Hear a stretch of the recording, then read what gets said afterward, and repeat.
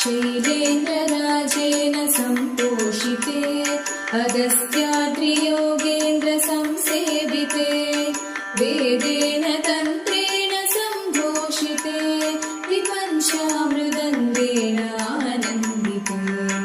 धर्माम्बिके देवि बालाम्बिके पवित्रात्मिके ब्रह्मनादात्मिके मन्दारवृन्देन सम्पूजिते सदा नौमि ते पादपद्मं शिवे अम्बे अम्बिके जगदम्बिके अम्बे अम्बिके जगदम्बिके अम्बे